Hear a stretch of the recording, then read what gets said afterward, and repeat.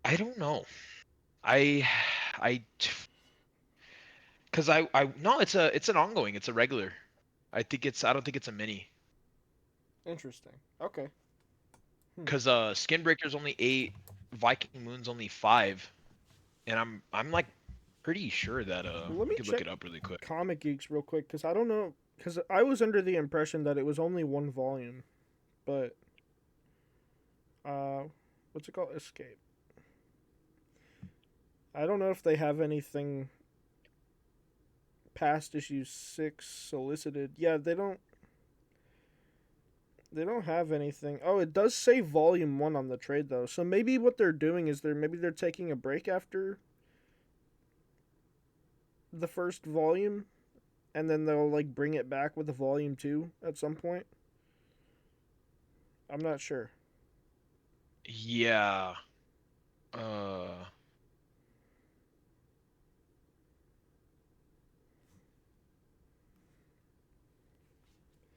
Yeah, dude. Yeah, I don't know. I can't find anything. But either way, I mean, That shit looks sick. fucking one. Oh, dude, it's so sick. Yeah, like limited series or not, regular, ongoing, whatever. It's still fucking awesome. And honestly, I wouldn't be surprised if there was only 8 issues or something like that. Look at this variant, dude. It's kind of hard to see, but That is that is fucking tough. badass, dude. Yeah, it's so good, man. It's so fucking good. And like I was just gonna say, I don't think there's much. Whenever Milton gets back home, I don't really see or if he gets back home, I fucking hope so. Right. I don't know where they could take the story after this, but like I just said, limited series, mini series, fucking ongoing, whatever. No matter what this fucking series has been punching, bro. It's so good. It's incredible. Awesome, man. Well, hey, I got my last pick here. I Let's hear it. so originally I was gonna say Murder Falcon because same with you. The reason why I wanted to get you into it because we're similar in a lot of ways. We have a lot of different tastes, but that was one where I loved it so much that I needed to get you on it. Uh, I was gonna put that as my favorite because it's kind of a sleeper pick too. I feel like. But Oh you yeah, already talked. We absolutely. already talked about it, so I'm gonna honorable mention. Um, Another honorable mention I'm gonna do Space Mullet, another Daniel Warren Johnson. I really enjoyed Space Mullet. It's his first ever comic that he did. That was like that he published. It was actually originally like a web series that he had. Um, and they originally Dark Horse collected it like the different chapters, I guess. But then Image collected everything in one trade. It was never complete though, which sucks. I wish Daniel Warren Johnson would go back to that story in those characters. But even though it isn't complete, it's one of those stories that's like a kind of like a Cowboy Bebop, where like there's an overarching plot, but it's more of like an episodic kind of thing. So the overarching plot isn't super important. You know what I mean? Like it doesn't seem that way because it feels like something different is happening in every issue. You know what I mean? Yeah. Um, so it's still a great story overall. I just wanted to shout out Space Mullet because I really fucking loved it. Something is Killing the Children is another one that I read. I did out of Boom Studios. I fucking loved that one, man. It felt seriously like a mixture of Stranger Things with that kind of small town horror feel where like you've got this small sleepy town in the Midwest and then weird shit starts happening and you're like, the hell? It's like Stranger Things but mixed with The Witcher because you've got this badass monster hunter chick that shows up and she's investigating this small town, all this weird shit that's happening, and she starts murking motherfuckers, and it's epic. It's it's 8 volumes out right now, and I read all 8 volumes nearly back to back to back. Like I read the first volume, and then I was like, okay, yeah, I need more. I ordered volumes 2 through 8, and I think I read like 6 volumes in one sitting, like dead ass. I fucking loved it, bro. It's so fast paced. The art is awesome, very unique style. There's some stuff where it's like kind of weird, and I didn't like it as much. But overall, like I'm able to look past the stuff that I didn't like as much for just like the super cool, awesome kills that you have, like these weird shadow fear monsters and shit. Um, yeah, man, and just the world building too is fantastic. But and also, you talked about it too. Honorable mention. My last honorable mention: Transformers. Daniel Warren Johnson. Uh, D Dubs might be a goat. I won't lie. He Everything I've read of his is fucking peak, dude. I So fucking good. dude, yeah. Before this year, like I grew up with the Transformers movies, but I would never really consider myself a Transformers fan. And especially in the last like 10 years of my life, I couldn't give a shit about Transformers. But after reading Daniel Warren Johnson's run, like I literally have this on my desk. You know what I mean? You couldn't catch me with this on my desk 5 years ago. You know what I'm saying? Like, I consider myself a Transformers fan now because I read his run. Um, 100%. but anyway, my pick for my indie pick of the year, something that blew me away, surprised me, Bug Wars by Jason I Aaron, knew it. bro. Dude, I knew it. bro. Let me gush about Bug Wars for a second. Dude, what can I say? When that first issue dropped, and similar to Absolute Batman, with it being an ongoing and just being a part of the conversation with people, all the theories and everything surrounding it was just so much fun, month to month. With friends on Discord, we had this whole thing. It was a whole running joke where we would just like, people would be like, okay, guys, 3 more days into until Bug Wars, 2 more days into Bug Wars until Bug Wars, and then Bug Wars would come out, and then it would be like 30 more days till Bug Wars. Like, and it would just like every day the same person would just like put like the countdown until the next issue, and like it was a whole thing. It was a ton of fun and just like talking to people about it. But the community aspect aside, um, it Jason Aaron this year, just to highlight some creators, like Jason Aaron in particular, I read a decent amount of stuff by him, and he has easily become top 5 writers for me personally. I love Jason Aaron's work. He tends to be really good with world building and writing like really badass and kind of brutal characters. Like he did this Bug Wars thing, which is very much like a Conan esque story, which he's also written Conan. Um, he's written Wolverine, he's written Thor. His Thor run's fantastic. He always writes these really badass characters and stories that are right up my alley. But with him being able to focus on like a creator owned story, it's a brand new IP, and I've watched interviews with him talking about it and read like the letter pages in the back where he's just talking about the world building and all of his inspirations. And you can tell that this is something that was like a story that's been cooking in his mind for years, man.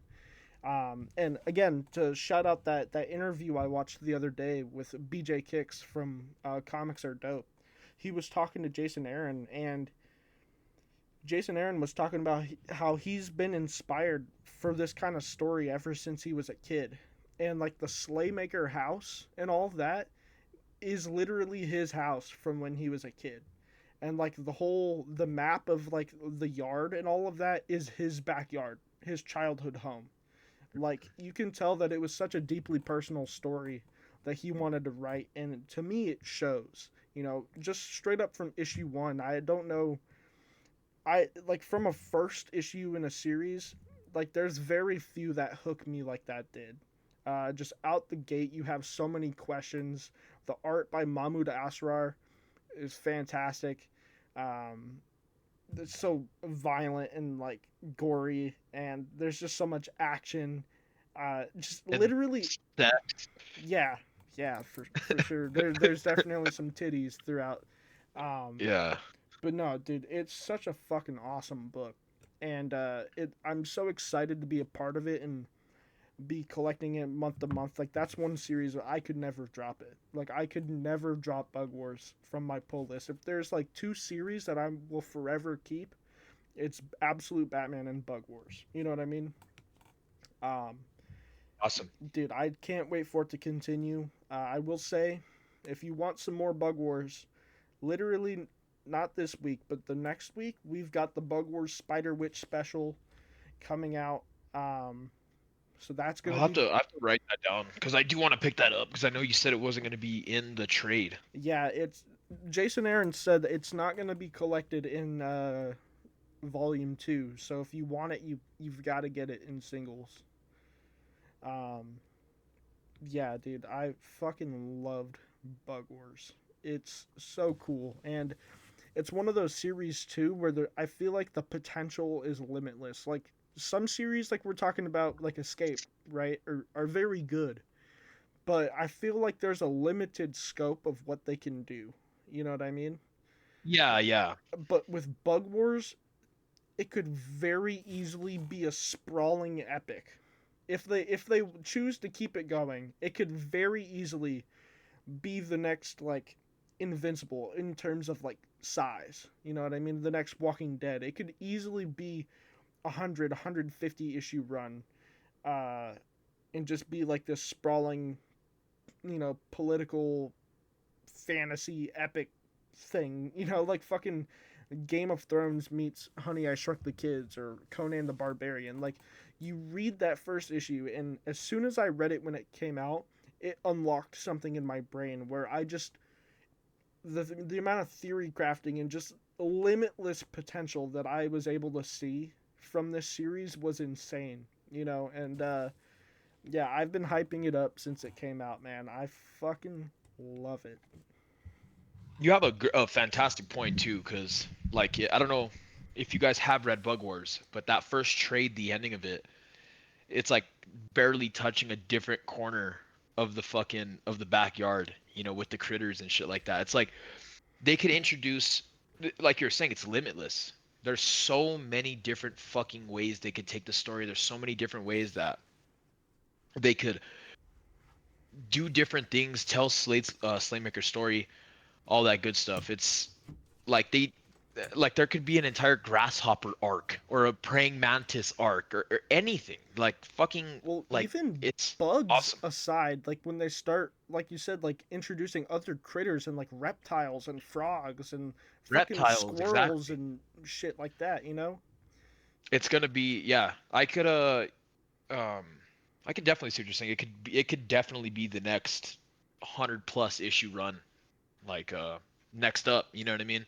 It's fucking dope. I don't think I enjoyed it as much as you did, but I still fucking thought it was awesome. Like it was fucking great. Yeah, it was cool. I can't wait to see where they go with it. It was originally a mini series, right? So yes and no.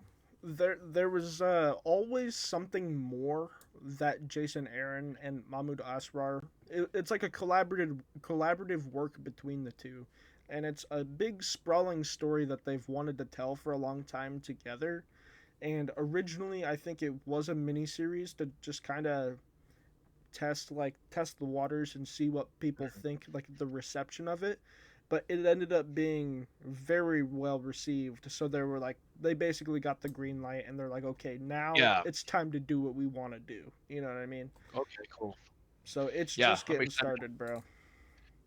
Yeah, I have the trade, man. I'm waiting for the next one. I know it's gonna be a long time until we get the next trade, Oh but yeah.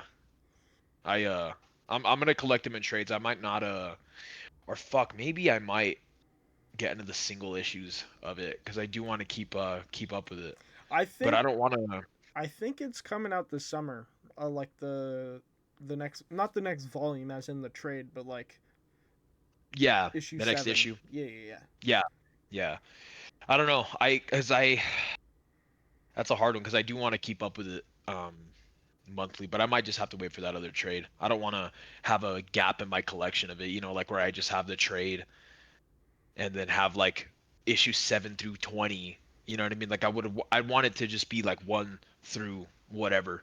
I don't want to have it like split in a different way. So I might just have to wait for the trade. Um, but if it's that good, I might have no choice. Yeah, bro.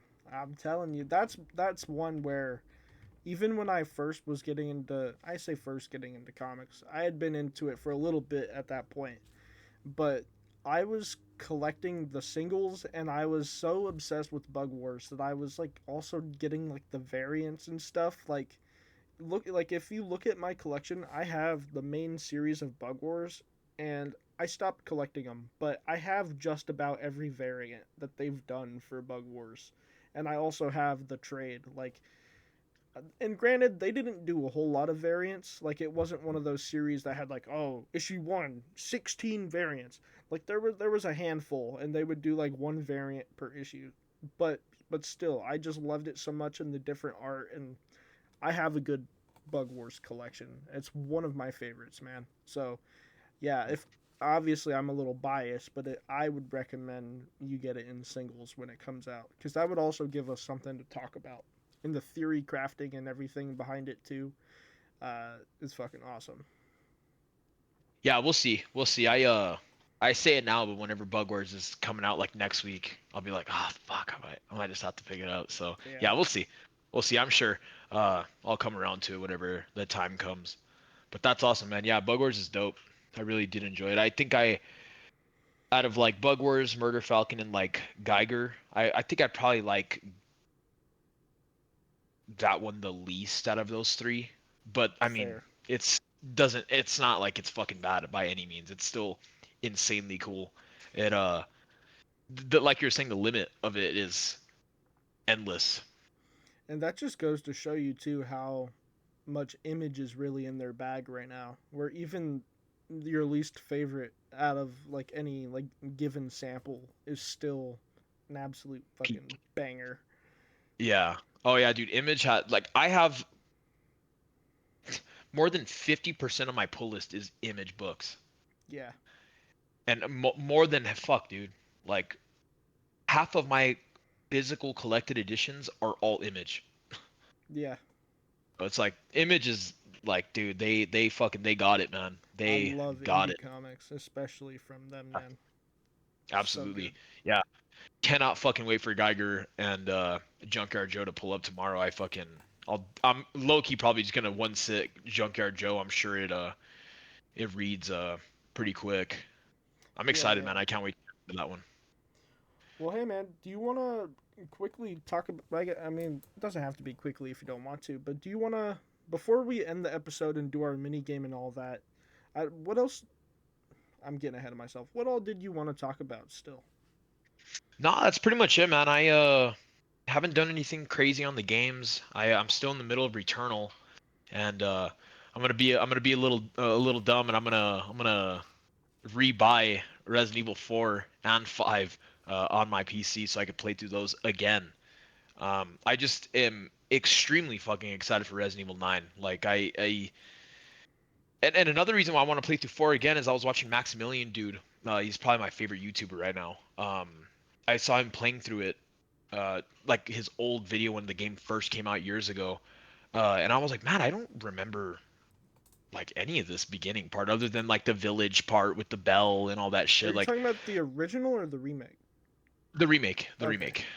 gotcha. And because I've played through the original a couple of times, but I was like, man, I like low key don't even remember like everything that happens in the remake of 4. And I'm like, well, it's on sale for $15. I'm gonna buy the deluxe edition, which is like 20, Hmm. because I never got around to playing the DLC or anything like that, and I want to play it on the hardest difficulty this time around. So yeah, I'm pretty fucking stoked about that. And yeah, what else? What else? I read all of Fire Force, or not Fire Force. Jeez, I keep calling it that. Firestorm. Um, and I don't think I'm gonna continue it. I think I'm just gonna leave it there where it is. I know I only have maybe 5 or 6 issues left in this series, but after issue 0, which is like in the new 52, all of the new fucking 52 DC books had a 0 to it, and it kind of changed the story um like a lot. and I'm kind of like, it's like cool, but it's not enough to keep me like invested in hunting for it or even continuing it. Honestly, I really fucking liked it though. I really did enjoy it. It's just the issue zero definitely took it in a direction that I was kind of like, it's kind of like weird. It literally got a whole name change after issue zero because it was the Fury of Firestorm, the Nuclear Men, and Mm-hmm. then it got changed back to Fury, the Firestorm, the Nuclear Man. Mm. And it's instead of it being like a team of two young high schoolers being Firestorm together, they both get merged into Firestorm. And it's kind of like, Gogeta.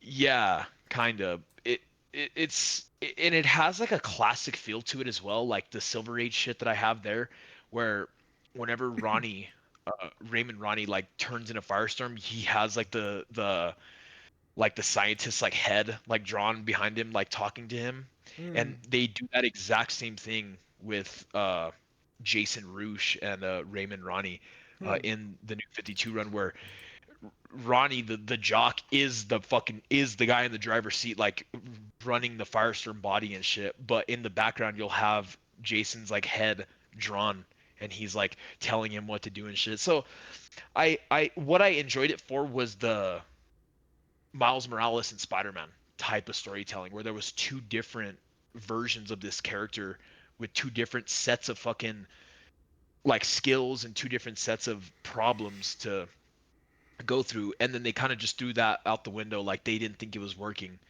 um and they made it just one Firestorm back to the old Silver Age run. And I I liked it, but at the same time I didn't. I thought it was a bad direction because I loved the whole Miles Morales Spider-Man style of storytelling in Firestorm. Still worth the read though, for sure. It was fun. And then what else? Pitt was fucking awesome. That Wolverine issue you sent me was fucking cool as hell. Um, and yeah, that's pretty much it. I am excited to read Junkyard Joe and Geiger and Watchmen tomorrow. So yeah, that's Sick, that's pretty bro. much all.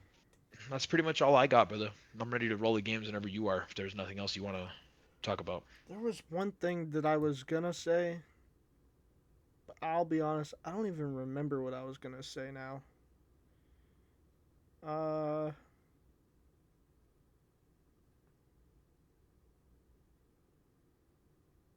yeah, I don't even remember. There was something that I had wanted to say, but then I felt like I was getting ahead of myself, and then now I forgot.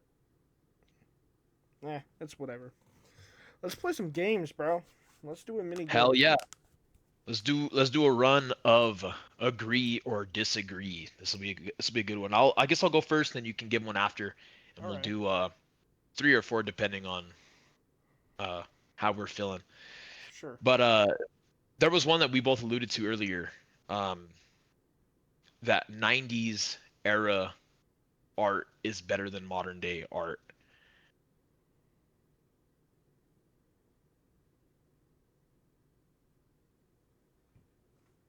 Okay, So that's the agree or disagree. that's I tough. It is tough. It is tough. But oh man, I don't know, man.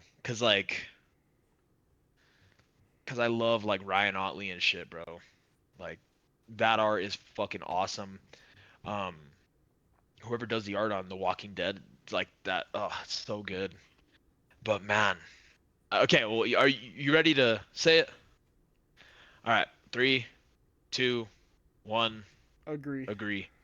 Okay, bro, nothing beats Jim Lee or Alex Ross or fucking whoever drew like the Death and the Return of Superman. Like, oh my god, that era is, or like Spawn, Pit, like unfucking matched, dude. Like it to me it feels, which hey, don't get me wrong, I do love modern art as well, but it feels like digital.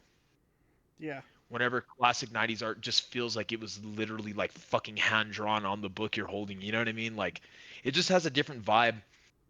And yeah, it's a tough question, but I would take 90s like old school Spawn, uh blue and gold like shit over modern day art for sure. Well, here's where I'm at, man. What makes it difficult, and I went on a little bit of a rant in my last video that I did on my channel at the end there, but 90s art, I always have to specify because the 90s have some really terrible art too. It's really the first half of the 90s, like 90, 89, 90 to like 95, maybe 96, but that's really pushing it. Is where you get a lot of really good shit, especially like late 80s, like I said, 88, 89 through like 93. There's like where that's like the sweet spot there. But you've got like the Jim Lee Bloom and Gold stuff. You've got McFarlane in his bag starting Spawn. I mean, I guess you're also at the tail end of his Spider-Man stuff. Um, I mean, you've got, like I said, you got those like early Image guys. Mark Silvestri doing his thing on Wolverine. Greg Capullo, which he's on Spawn. Um, like you have Andy Kubert and like the whole Andy and Adam Kubert on X-Men and Wolverine and that kind of stuff. Um, but once you get later on, I don't know if you've ever like took the time and looked at a run of just like take X-Men for example, right? If you look at the issues on Comic Geeks and you look at the covers, you'll hit a point where stylistically the art is completely different than it was before. And there was this shift in the mid 90s where with 90s art what they really focused on, right, is hyper muscularity. They made the characters look really big and strong and you can see like the muscles and stuff like that, and it looks super cool. And the way they drew it though, um it was very, I don't know, it was still felt retro. Like they were introducing something new. They were trying to make it edgier and gritty, make these characters like huge and bombastic and feel larger than life. But it still maintained this kind of retro feel to it that I still love about the 90s. That's why I think the early 90s, as far as comics, are just the best. But you get to a point where they were still doing that hyper muscularity thing where they just make these characters and you could see all the muscle definition and it looks super crazy. I don't know if it was because they started to introduce digital stuff or what the fuck they thought they were doing, but they make all of the characters look super round and like plasticky and shiny. You know what I mean? It doesn't look as like sketchy and like it just loses some charm. It looks almost like everybody's made out of rubber and it just looks really fucking whack. And like they were doing that across the entire industry in that time period, like the mid 90s into like the early 2000s. Fucking blow. I'll be honest. Like there's some good shit out there during that time, but if we're talking Marvel and DC in particular, you see a lot of the early 2000s, like up until like 2002, like through the early 2000s, late 90s, like 96 onwards. It's fucking terrible, man. I hate it. But at the same time, you got that early 90s shit, which is easily my favorite. So it's kind of a double edged sword. Um, but at the same time, you know, you have so much good modern stuff, but just nothing beats the charm, man. Like I love reading comics that still maintain that retro feel. You know what I mean? I love feeling that when I'm reading comics. That's why I love, you know, I don't like Silver Age stuff. I like modern-ish storytelling with still the old school art. And that's why I think the 90s and late 80s are just the perfect era for comics cuz you kind of get the best of both worlds. You know what I mean? Um so that's where I'm at with that, man. It's definitely a super difficult topic. But like, for example, here I've got this on my wall here. Shit, I dropped something. Whatever. Dude, look at this shit, right? This is the type of shit that I love, man. Like that, bro. You can't beat it. What year is this? Uh, I don't know if it says what year. But if I had to guess, it was probably like 90, 1990, 91. Actually, it might have been late 80s, like 80, 88, 89. But that general time period, right? Nothing beats it, man. Nothing beats it. Yeah, I agree. I agree, bro. I agree. But still, man, like modern day art is fucking incredible. Like Skinbreaker, insanely fucking good art. D-dubs. Story, yeah, story not the best, but incredible fucking modern art as well. So comics are just awesome. Oh yeah, for sure, bro. Here, I'm really quick. I want to show you kind of what I'm talking about. So, going back to X-Men, right? Take a look at this. I know it might be kind of hard to see just because of the lighting.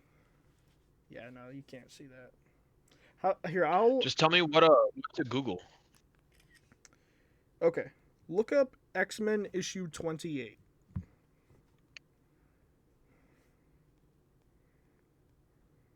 It should have Jean Grey and Sabretooth.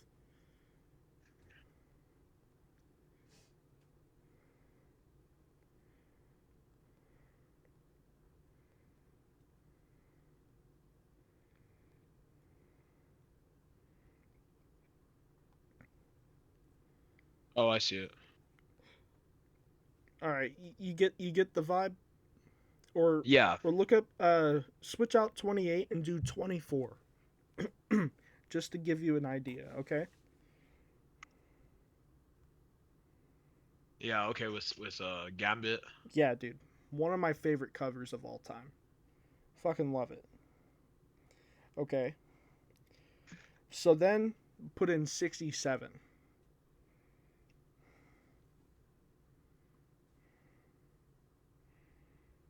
6, 7. Yeah. Oh yeah, I didn't even think about that. Yeah, 6, 7 from 1997.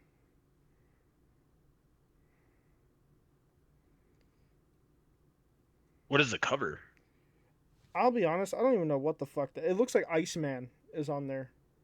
Oh, I see. I see. Do you see the clear difference of like, Yeah. or put in do 91, X-Men 91. It has Nightcrawler, Colossus, and Kitty Pryde on it. Oh, dude. Yes. You get what I'm Fucking. saying? Yeah. Doesn't that look abysmal? I don't. I mean, I don't hate it, but I get what you're saying. Everything just looks so shiny, and like everything is made out of like plastic or rubber, and it loses all Like of that. that like early 90s like hand drawn looking Yeah. sketchy charm. Shit. Yeah, that does look like fucking shit. And like compare that to like fucking Jim Lee. You know what I'm saying? Yeah. Yeah, fuck out of here with that. And Yeah, it that is was like ugly. that across so many titles in that time period. Like that was just the thing during that time. That sucks. So like when we talk about 90s art and it being fucking awesome, what we're really talking about is like late 80s, early 90s. You know what I mean? Yeah, for sure. For sure. For sure. Okay. From an outsider's perspective, the X-Men are more interesting than the Avengers.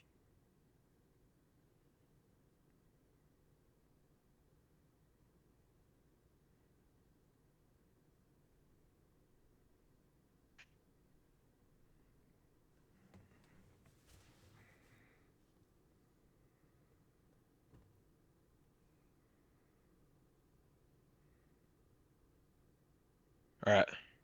Three, two, one. Agree. Disagree. Disagree. Yeah. No. Tell me why. Yeah. I don't know if it's because I don't know much about X-Men, but I don't know. I just think the Avengers are more interesting. There's a lot more. See, I don't know. That's kind of like a hard question because they're all superheroes. You know what I mean? It's just kind of I don't know. I guess what you like more, I guess is what it boils down to. But I don't know. I think like the Avengers, there's a lot of absolute fucking classic stories like Captain America, Hulk, Black Panther, Iron Man, and shit like that, where they all have their own like backstory and they all come from a different place and they're grouped together to form the Avengers, you know what I mean?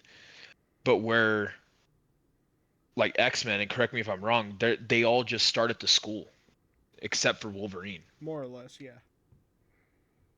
So like yeah, they do probably get into cooler like fights and stuff like that, but I think the Avengers are more interesting because they all come from somewhere different.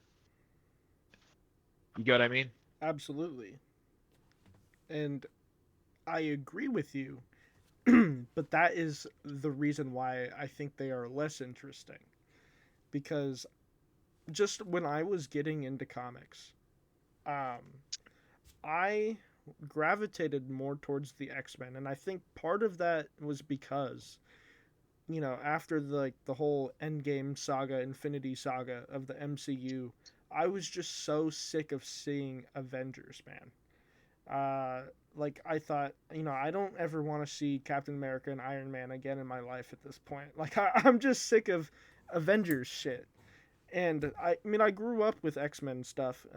Not really. Like I grew up with the Fox movies, but I think I agree because like I think the X-Men are just more interesting as a team.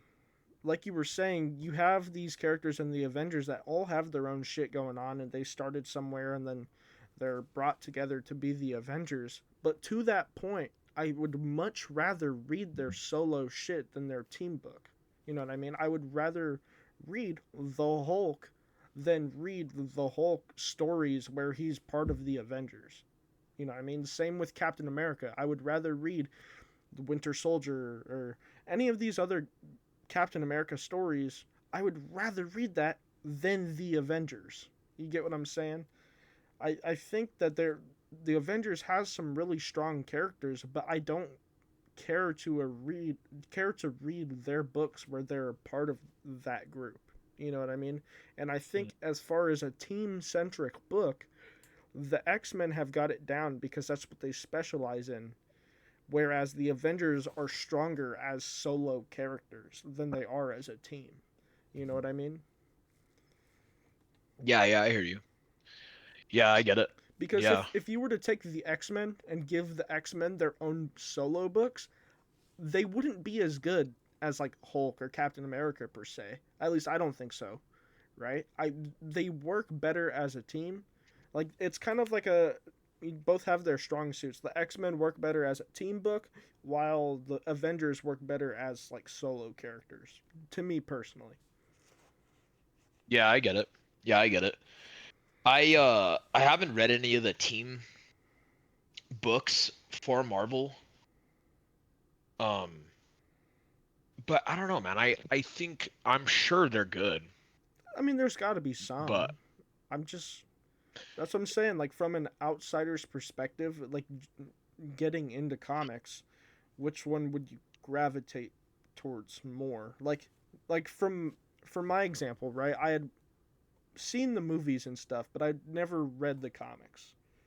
You know what I mean? So just knowing how I felt about the Avengers and about Marvel in particular, and how I gravitated towards the mutant side of Marvel as opposed to like I guess the more mainstream Avengers kind of side. Not to say that the X-Men aren't mainstream, but like I don't know, I feel like after the like I said the MCU stuff, it kind of is more mainstream. You know what I mean? Yeah, I get you. Yeah, I get it. Yeah, I understand for sure. But yeah. I need to think of a. I need to think of a topic. I don't know. Do you have any loaded? I don't know if I got anything in the chamber. I can think too. Let's see. Yeah. Is that like I'm drawing a fucking blank right now. Ooh, okay. I have a good one. All right. So, who would do better? Batman in the shoes of Spider-Man or Spider-Man in the shoes of Batman? Well, I guess that's not a agree or disagree question per se. All right, well let me reframe it. Sp- Spider-Man in the shoes of Batman would be more effective and better overall as a superhero than Batman in the shoes of Spider-Man. Agree or disagree?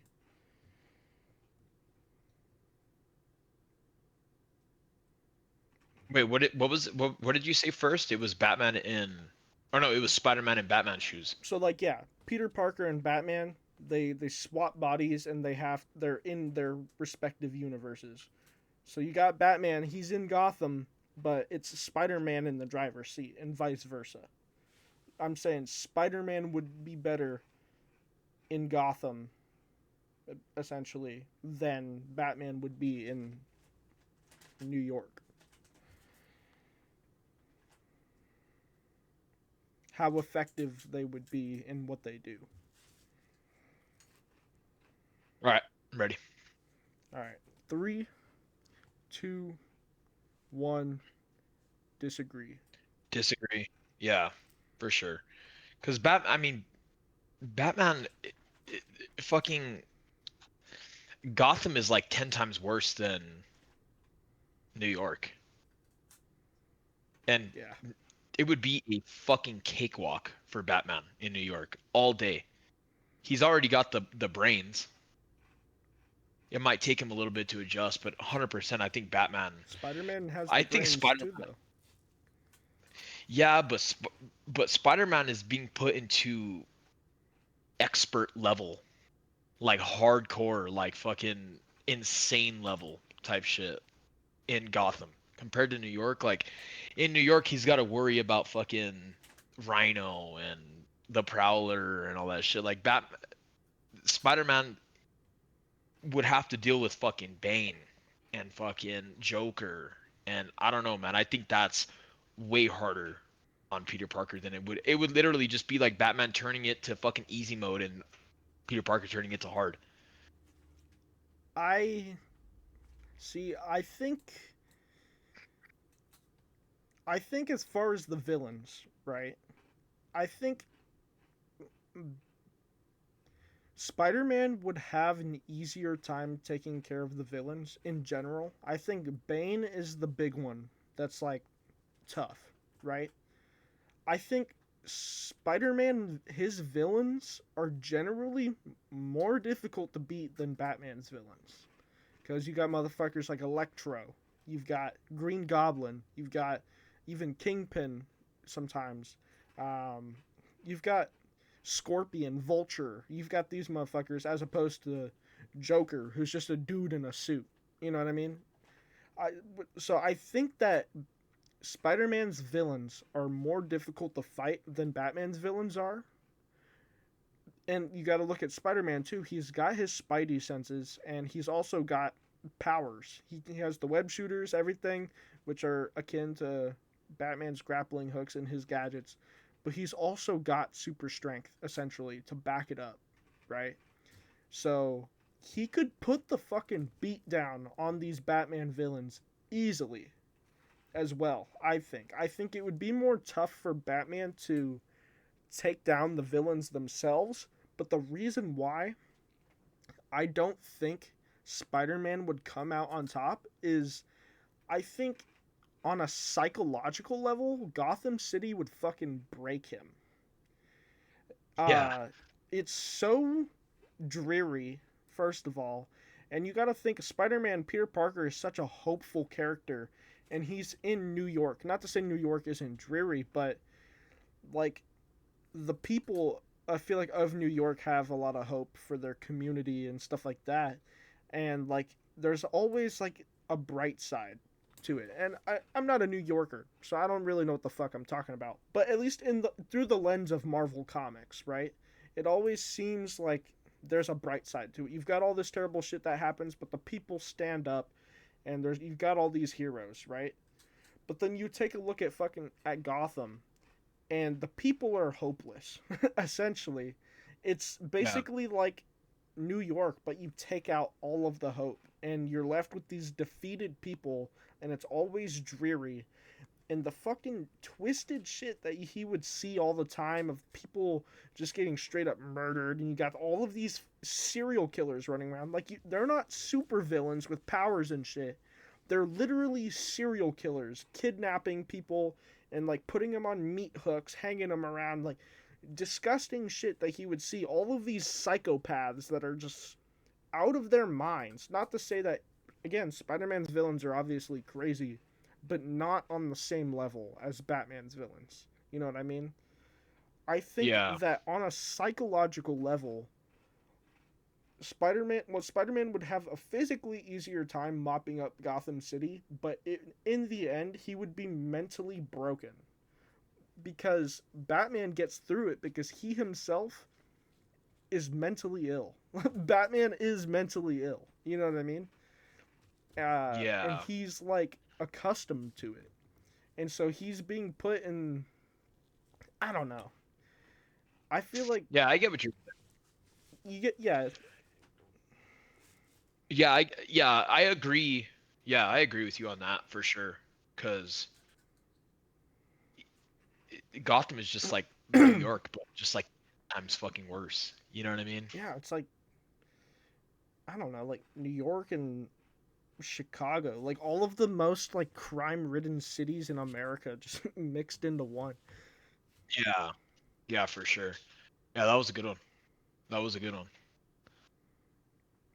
Yeah, no, I've seen that discussion on all over the internet, so I was reminded of it. I thought that would be an interesting topic. Yeah, that's a good one for sure. Um, yeah, yeah. Because they're like essentially like low key kind of the same character. Kinda, yeah. Yeah, kinda. It's just kind of like the environment is what the major difference is gonna be. You know what I mean? And I Yeah. think fucking Batman got a cakewalk, man. On it, that's just what I think. Like he could, he could fucking, he's got it in the bag for sure. Oh yeah, you're on the Batman train. Yeah. Oh yeah, for sure. What do people say on the Oh yeah. internet? Oh yeah, I'm on Batman train. Yeah, Batman would win. That's yeah, I forgot that's what I was trying to. Yeah, we're both on the Batman train. What do people say on the internet? Well, a lot of the arguments that I've seen have to do with Spider-Man having powers and about how Batman's villains aren't nearly as powerful as Spider-Man's villains are. Mm. Which is the point that I made, but I was given a counter argument to it. Yeah, I get it. Yeah. Yeah, I'm still on the Batman train for sure. Yeah, absolutely. I think even though Spider-Man's villains are more like by far more powerful than Batman's villains, I still think Batman will put up those hands. You know what I'm saying? He would, Oh yeah. and he is much more brutal than Spider-Man is most of the time. He's more akin to like Daredevil, you know, except Yeah. he's he's like Daredevil but like even better. You know what I mean? Yeah. Yeah. Yeah, Batman's a fucking. I really want to get into Absolute Batman, man. Oh, Like it's bad. awesome. When is the second trade for that one coming out?